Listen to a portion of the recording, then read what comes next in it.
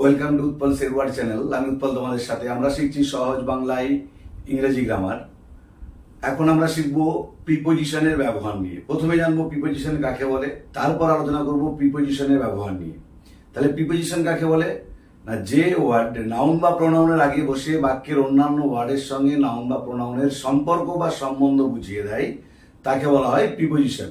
যারা আগের ভিডিওটা দেখোনি তাদের জন্য আমি ডেসক্রিপশন বক্সে দিয়ে দেবো, তোমরা তোমাদের সময় মতো দেখে নিও। চলো শুরু করা যাক আজকের বিষয়।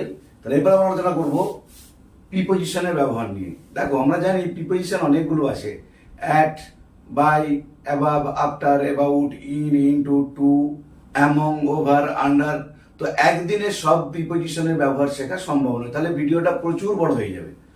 আর আমরা প্রিপোজিশনের ব্যবহার শিখবো খুব ইলাবোরেটলি, মানে যাতে করে আমরা স্টুডেন্ট লাইফ তো বটেই, যখন আমরা কোনো কম্পিটিটিভ পরীক্ষা দেবো চাকরির জন্য, রেল, ব্যাংক বা অন্য যেসব কম্পিটিটিভ পরীক্ষাগুলো হয় সেখানেতেও যাতে তোমাদের কাজে লাগে, আমি সেইভাবে একটু ইলাবোরেটলি আলোচনা করব প্রিপোজিশনের ব্যবহার নিয়ে। তাই আমি ঠিক করেছি প্রতিদিন 2টি কি 3টি করে প্রিপোজিশন এর ব্যবহার নিয়ে আলোচনা করব।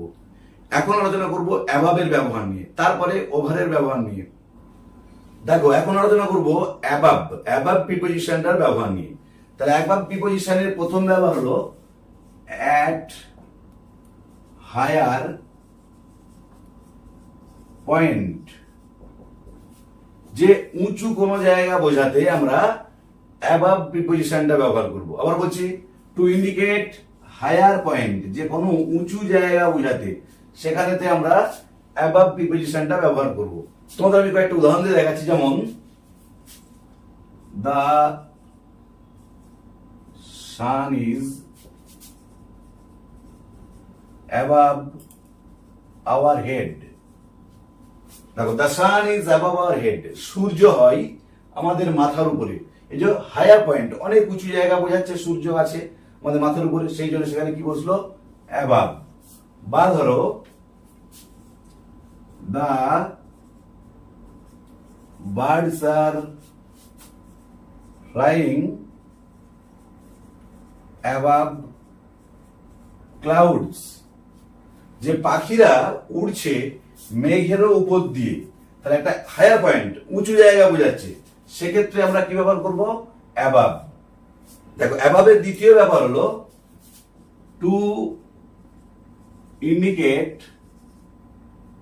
মোর দ্যান, যে বেশি বোঝাতে আমরা অ্যাবাভ প্রিপোজিশনটা ব্যবহার করি। তারপর বলছি টু ইন্ডিকেট মোর দ্যান, যে কোনো কিছুর থেকে বেশি বোঝাতে আমরা অ্যাবাভ প্রিপোজিশনটা ব্যবহার করি। যেমন ধরো, the price of the car is above 20 lakh, যে গাড়িটার মূল্য 20 লাখের বেশি। যে আমরা এই যে বেশি বলছি, যে 20 লাখের বেশি, এই যে মোর দ্যান বোঝাতে আমরা কি ব্যবহার করলাম, অ্যাবাভ। তো the price of the car, গাড়িটার মূল্য ইজ অ্যাবাভ 20 লাখ, 20 লাখের বেশি। বা ধরো,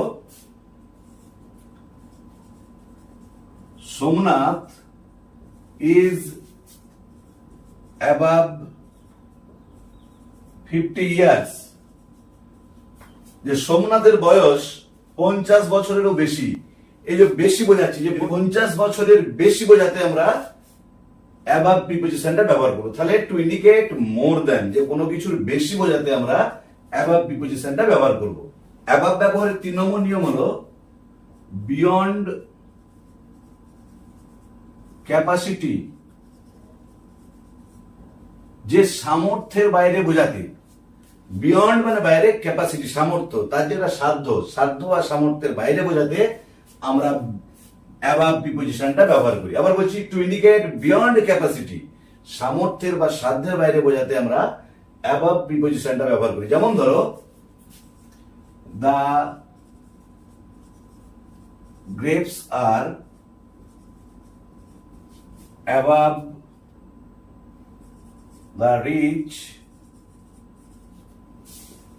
অফ দ্য ফক্স, যে আঙুরগুলো শেয়ালের সাধ্যের বাইরে।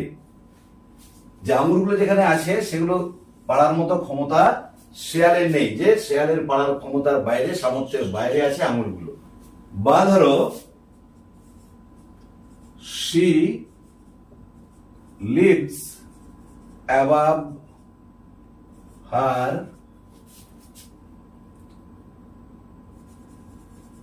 means, যে she lives above her means মানে সে তার সামর্থ্যের বাইরে জীবনযাপন করে, যে তার যেটা ক্যাপাসিটি তার বাইরে গিয়ে সে জীবনযাপন করে, তাই জন্য আমরা above প্রিপোজিশনটা ব্যবহার করছি। তার মানে আবার বলে দিচ্ছি যে টু ইন্ডিকেট বিয়ন্ড ক্যাপাসিটি, সামর্থ্যের বাইরে বোঝাতে আমরা above প্রিপোজিশনটা ব্যবহার করি।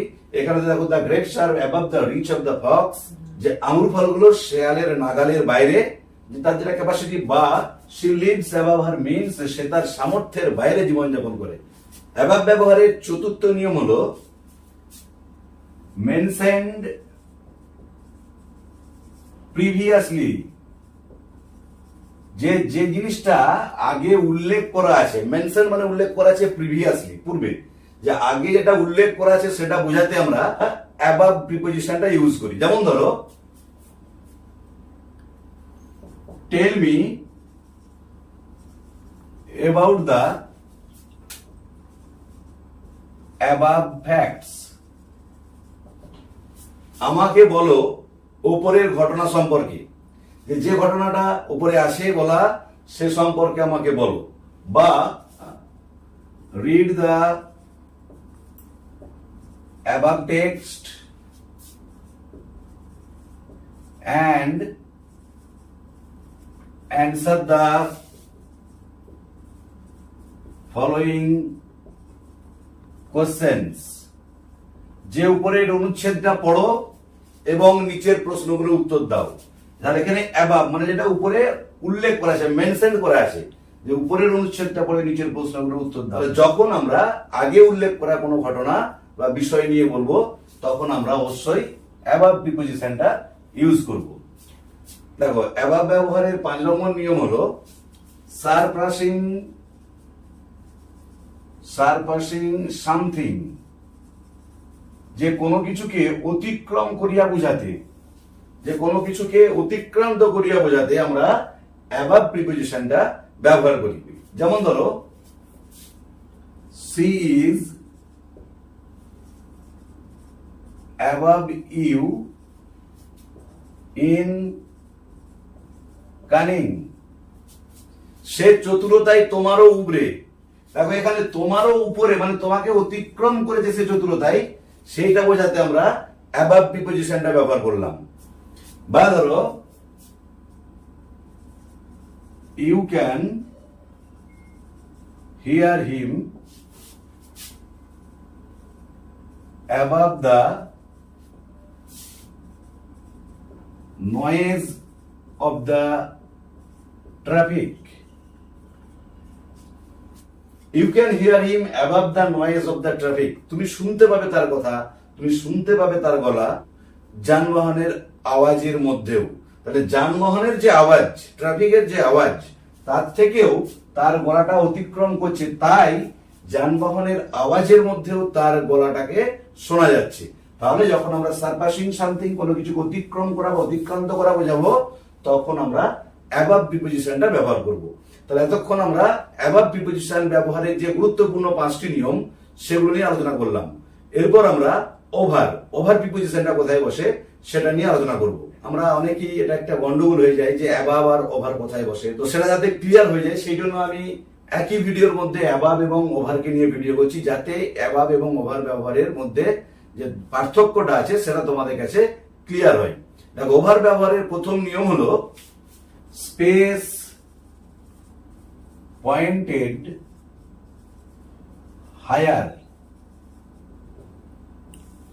স্পেস মানে জায়গা, পয়েন্টেড হায়ার কোনো কিছুর উপরে, যে কোনো কিছুর একটু উপরে বোঝাতে আমরা ওভার ব্যবহার করি। তাহলে আবার বলছি, কোনো কিছুর একটু উপরে বোঝাতে, যে স্পেস পয়েন্টেড হায়ার, কোনো কিছু জিনিসের একটু উপরে বোঝাতে আমরা ওভার প্রিপোজিশন ব্যবহার করি। যেমন ধরো উদাহরণ দিচ্ছি, the bridge is over the river, যে ব্রিজটা নদীর উপর দিয়ে যাচ্ছে, কিন্তু the sky is above it. এটা ডিফারেন্স কিন্তু আমাদেরকে মনে রাখতে হবে অ্যাবাভ আর ওভার ব্যবহারের ডিফারেন্সটা কি। The sky is above our head, আকাশ আমাদের মাথার উপরে, but the bridge is over the river, ব্রিজটা নদীর উপরে। তাহলে স্পেস পয়েন্টেড হায়ার একটু উপরে বোঝাতে আমরা ওভার ব্যবহার করব, বা যার মধ্যে একটা গতি থাকবে, একটা নির্দিষ্টতা থাকবে। আরেকটা উদাহরণ দিচ্ছি, the bird are flying over my head, যে পাখিগুলো আমার মাথার উপর দিয়ে উড়ে গেল, এখানেতে আমরা ওভার ব্যবহার করব। God is over our head, ভগবান উপরওয়ালা আমাদের মাথার উপরে আছেন।